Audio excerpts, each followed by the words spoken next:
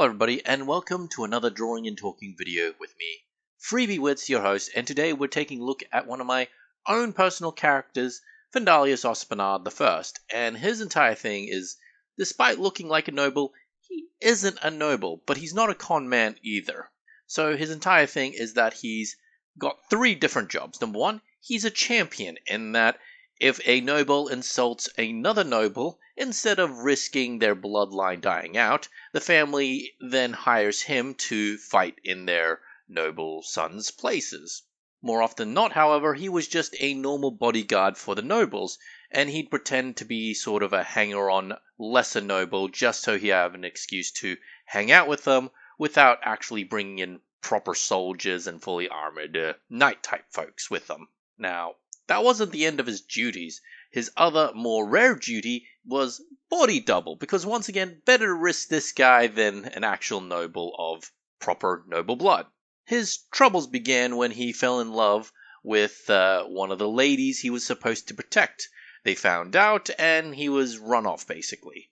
Only to go on an adventure and meet another noble lady who was pretending to be a commoner, and fall in love, and then tragic things happened. And this is actually in-game, not part of the backstory at this stage.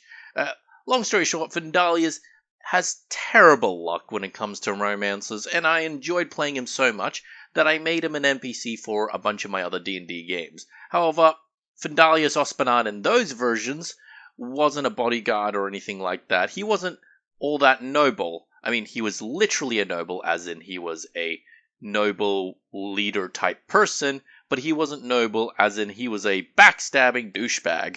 I essentially just use his appearances. I like to think that the character of Findaleus eventually, when he retired, became a real noble, and the NPC Findaleus is one of his descendants who grew up to be a jerk, essentially. I mean, I think we all like the idea of multi-generational characters, the idea that you play a character and they have an impact in the future, whether it be positive or negative. Players just like to be seen, I suppose, acknowledged. In fact, I've kind of used the name Findaleus in multiple places, even in completely unrelated universes, kind of like Sid in the Final Fantasy universes, in that Sid is always going to be an airship pilot and such, or at least have something to do with airships. Findaleus, as an NPC, is always going to be a noble of some sort. In one of my D&D campaigns, I had him join up a paladin order, despite not being a paladin himself, because he wanted to see what it was like. I had him be a murder suspect of his father, because everybody thought he killed him to inherit everything. That sort of thing. And this is a shorter video. Honestly, I am procrastinating a lot, and it's just refreshing to draw and talk about my own personal characters every now and then. Anyways, that's my drawing and talking video. I hope you've enjoyed. Comment, like, and subscribe, and hopefully I'll have a proper video for you guys next week. Bye-bye.